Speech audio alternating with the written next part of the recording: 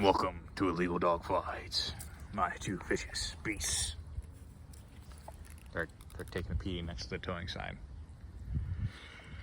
Alright, today we're using a prong collar on Jack and a traditional choker on Juliet. Jack, come on. Now, 2 fingers.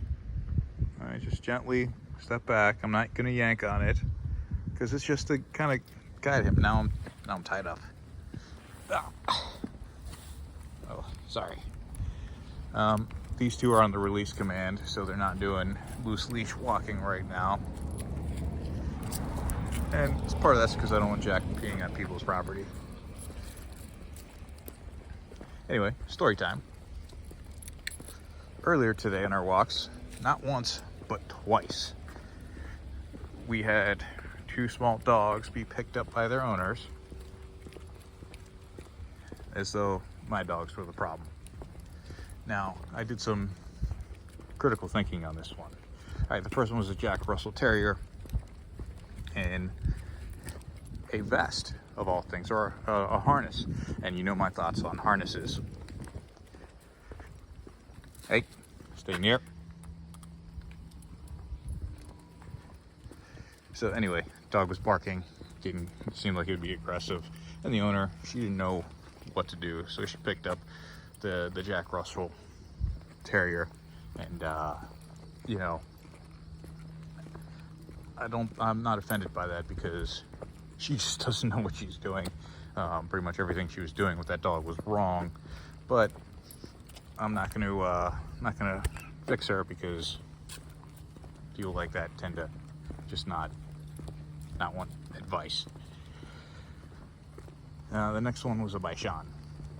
So a little old lady picked up her Bichon, or Bichon, however you say that dog's name, and kind of looked a little fearfully at my dogs.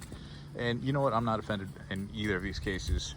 So the first one, hey, that Jack Russell was untrained, and she picked that dog up because that's the only thing that she could do to prevent that Jack Russell from potentially attacking my dogs, who neither of which really even looked at that dog.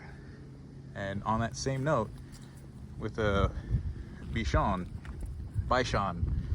whatever it's called, as you've seen in some of the other videos, these two play with a little white fluffy dog that's a Bichon. So they didn't care about that dog.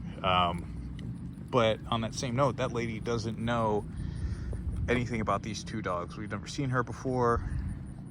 These 2 have never interacted with her or her dog before.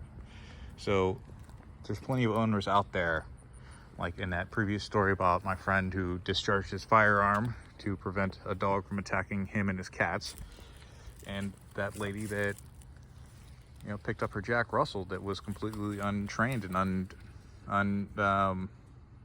socialized. You know, what if these 2 Dobermans were like either of those dogs? What if I was an irresponsible owner? So I can't blame her for picking up her little dogs.